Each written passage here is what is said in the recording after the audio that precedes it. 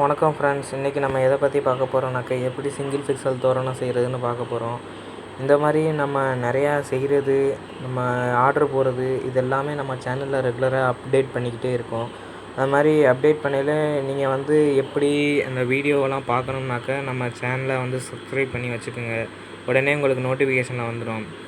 வாங்க வீடியோக்குள்ளே போவோம். இன்றைக்கி வந்து எப்படி நம்ம சிங்கிள் பிக்சல் தோரணம் செய்கிறதுன்னு பார்க்க போகிறோம். நம்ம வீடியோக்கு தொடர்ந்து சப்போர்ட் பண்ணுங்கள். உங்கள் ஃப்ரெண்ட்ஸ் யாரும் இந்த ஃபீல்டில் இருந்தாங்கன்னா தெரிஞ்சுக்கிட்டோம், உங்களுக்கு ஷேர் பண்ணுங்கள்.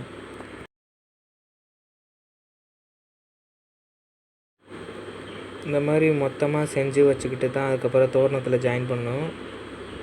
இப்போ வந்து எப்படின்னாக்க இப்போ வந்து இது மாதிரி பீஸாக நறுக்கிக்குங்க. நறுக்கிக்கிட்டு இந்த ஒரு 8 பல்பு ஒரு செட்டாகவும், கீழே 2 பல்பு 3 இன்ச்சியாக எடுத்துக்கோங்க. ஏன்னா 5 இன்ச்சியாக எடுத்துக்கிட்டிங்கனாக்கா கீழே வந்து மடித்து வைக்கிற ரொம்ப லென்த்தாக இருக்கும். அதனால் 3 இன்ச்சியாக எடுத்துக்கோங்க. கீழே ஃபுல்லாக ஒயிட்டாக போட்டிருக்கேன். மேலே வந்து 8 பல்பு விட்டு அந்த மாதிரி கட் பண்ணியிருக்கேன். இப்போ வந்து எப்படி அதை வந்து கீழே உள்ள அந்த 3 இன்ச்சி இதை வந்து எப்படி மேலே உள்ள 5 இன்ச்சி பிக்சரோட ஜாயின் பண்ணுறதுங்கிறத பார்ப்போம்.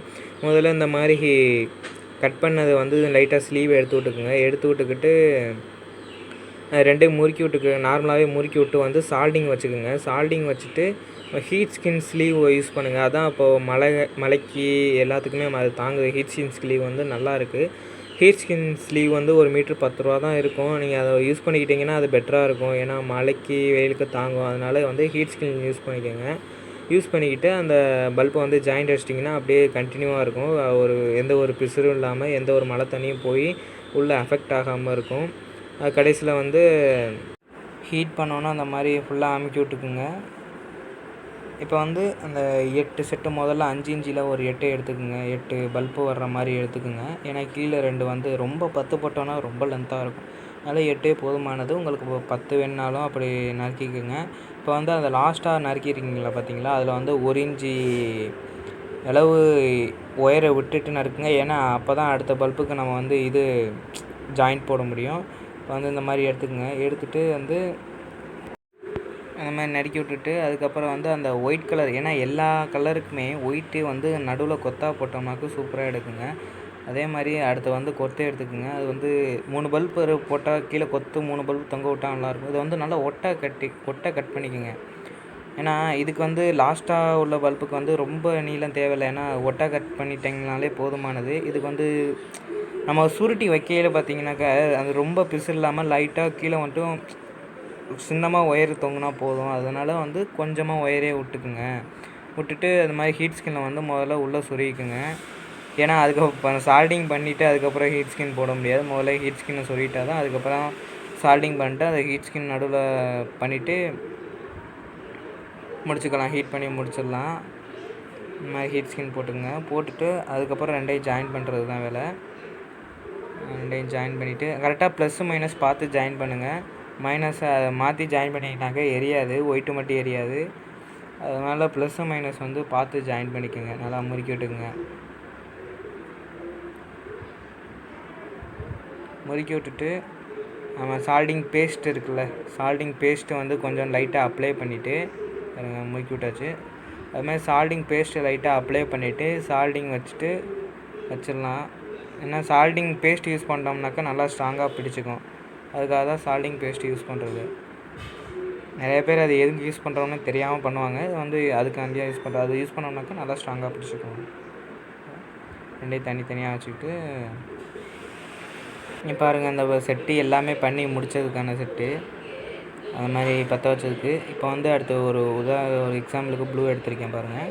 மேலே இருக்கிறது பூரா அப்படியே கேபிள் டைப் போட்டு ஃபினிஷிங்காக முடிச்சுட்டு கீழே மட்டும் அந்த பார்த்திங்களா அந்த நல்லா நடுவில் ப்ளூ வர மாதிரி சுற்றி ஒயிட் வர மாதிரி கீழே அந்த ஒயர் வந்து இப்போ 5 இன்ச்சி விட்டிங்கன்னா மேலே வரையும் பிசுறு போகும். இப்போ அது சிம்பிளாக 3 இன்ச்சி விட்டதுனால அது சிம்பிளாக முடிஞ்சிச்சு. பார்க்கவும் ஒரு கொசம் இல்லாமல் சிம்பிளாக இருக்கும்.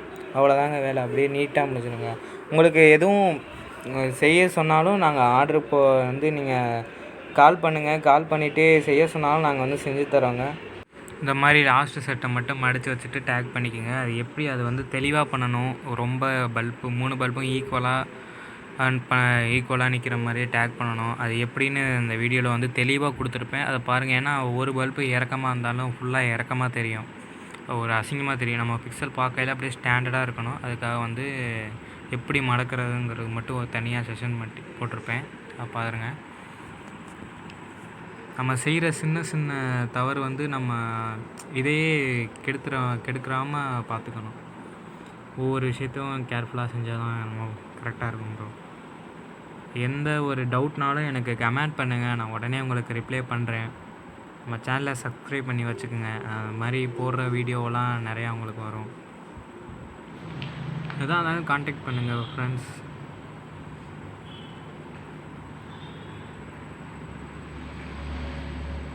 சால்டிங் எப்படி வைக்கிறதுன்னு பாருங்கள். அதே மாதிரி அந்த முன்னாடி சொன்னது மாதிரி அதை பேஸ்ட்டு வச்சுக்கிட்டு சால்டிங்கை பண்ணிட்டோன்னு வச்சுக்கோங்களேன், நல்லா ஸ்ட்ராங்காக இருக்கும். நல்ல விஷயம். நல்லா பொறுமையாக பாருங்கள், ஸ்கிப் பண்ணால் பாருங்கள், அப்போ தான் சொல்ல வர்றது உங்களுக்கு புரியும்.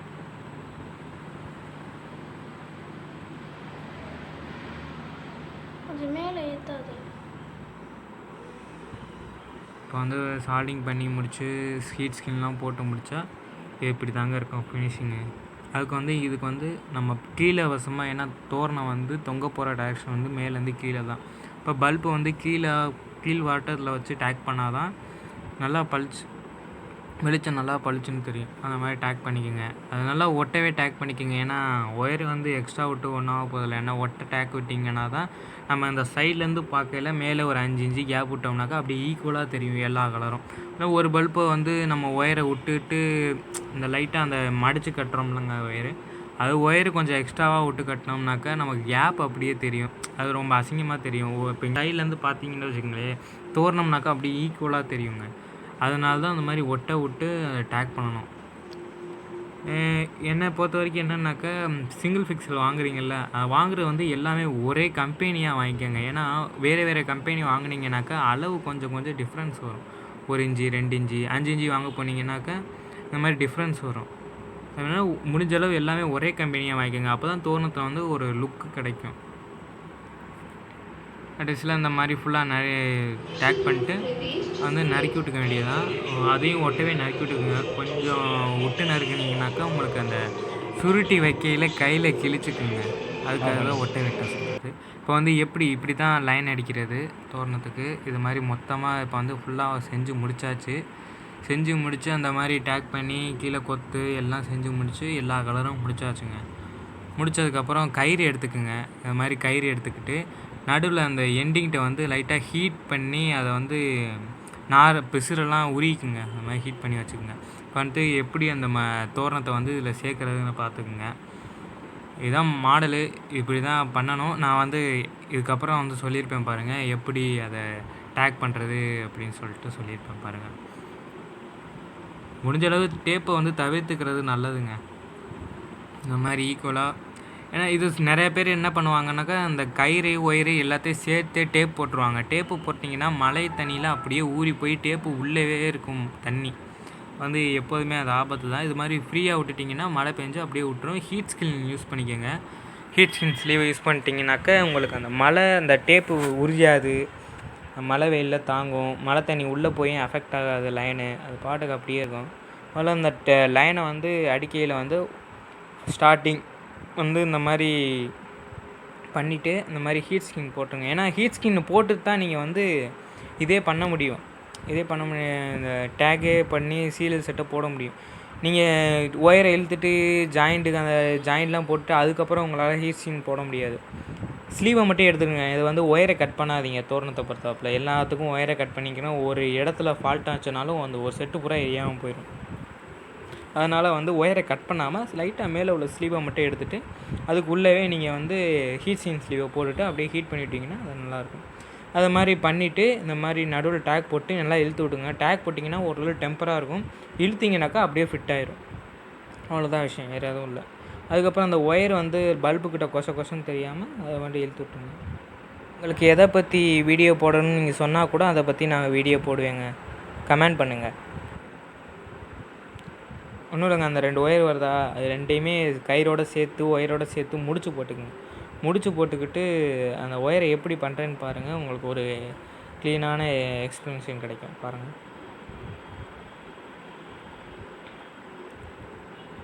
டேகை வந்து அப்படியே போடாமல் ஒரு 2 சுற்று போட்டிக்கிட்டிங்கன்னு வச்சுங்களேன், ஒரு கிரிப்னஸ் கிடைக்கும். அதுக்காண்டி தான் சும்மா டேக் போட்டிங்கன்னாங்க அது ஒரு இடத்துல தான் பிடிப்பாக இருக்கும். இது வந்து அப்படியே ஒரு சுற்றி போட்டிங்கனாக்கா டபுள் கிளிப்பாக கிடைக்கும். அதுக்காக தான் அந்த சுற்றி போடுறது. எப்படி போடுறேன்னு பாருங்கள்.